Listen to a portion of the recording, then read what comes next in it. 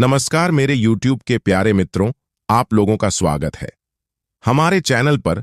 मैं साइको, आज हम लोग एक भूतिया खेत की कहानी सुनने वाले हैं। मैं दावा करता हूं अगर ये कहानी आप पूरी सुनोगे तो आपको बहुत मजा आने वाला है। कहानी की ओर बढ़ने से पहले आप लोगों से हमारी एक छोटी सी रिक्वेस्ट है। आप कहानी तो सुन लेते हो मगर वीडियो को लाइक नहीं करते हो।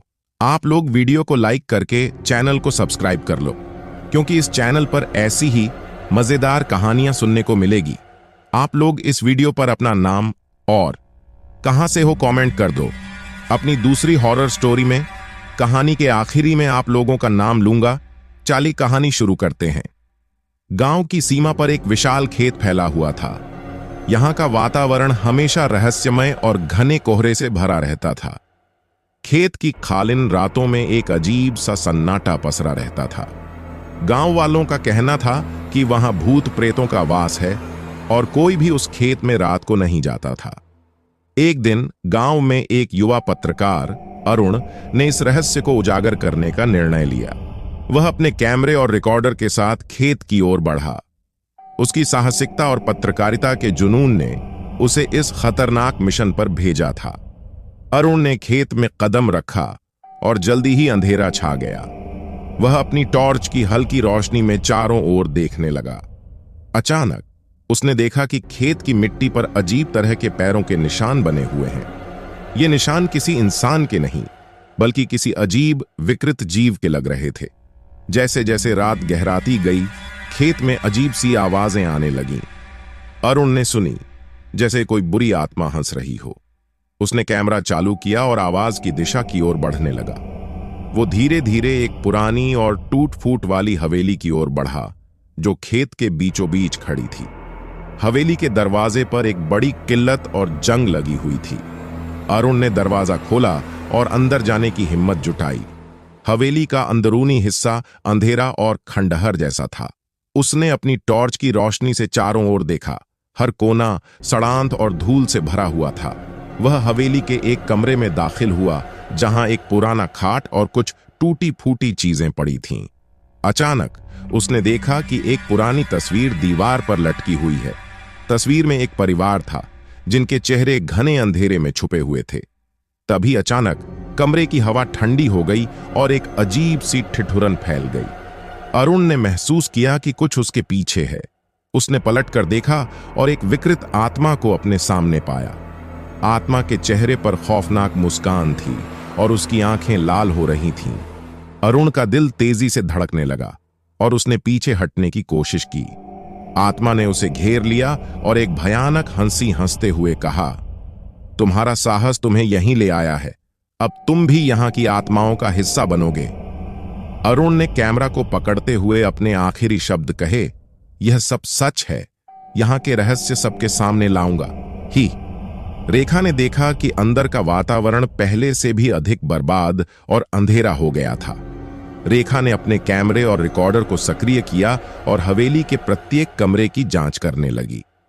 जब वह उस कमरे में पहुंची जहां अरुण का कैमरा मिला था, उसने देखा कि दीवार पर वही पुरानी तस्वीर अभी भी लटकी हुई थी, लेकिन अब तस्वीर में परिवार के चेहरे और भी अधिक धुंधले और विकृत लग रहे थे।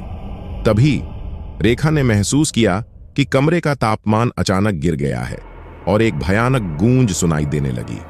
उसकी आंखें चकाचौंध से भर गईं और उसने देखा कि कमरे के कोनों में से हल्की रोशनी और धुंध उठ रही है। अचानक एक भयानक आत्मा उसके सामने प्रकट हो गई और उसकी आंखों से चमकती हुई लाल रोशनी रेखा की आत्मा को भेद रही थी। आत्मा ने रेखा से कहा, तुमने हमारी शांति को बाधित किया है। अब तुम्हें भी हमारे साथ रहना होगा।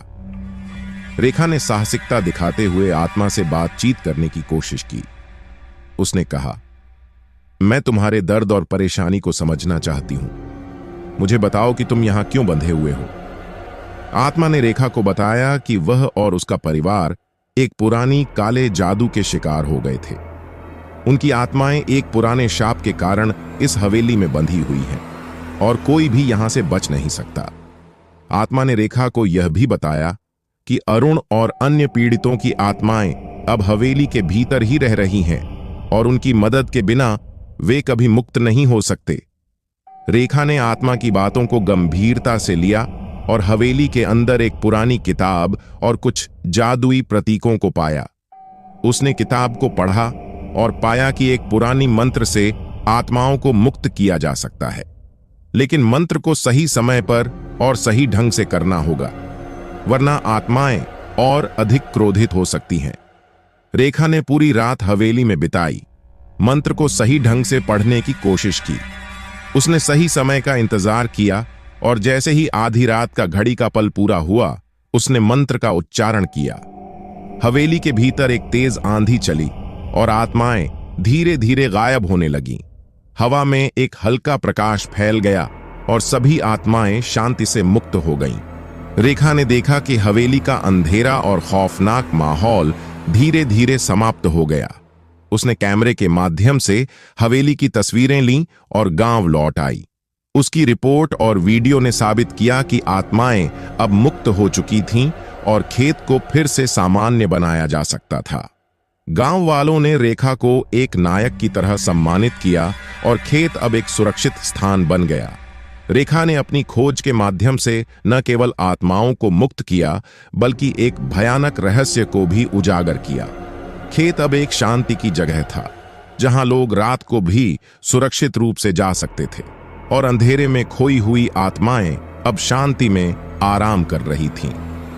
तो दोस्तों, मैं दावा करता हूं, अगर आप यहां कहानी सुनी होगी तो आपको बहुत मजा आया होगा। ऐसी ही कहानी सुनने के लिए हमारे चैनल को सब्सक्राइब जरूर करें।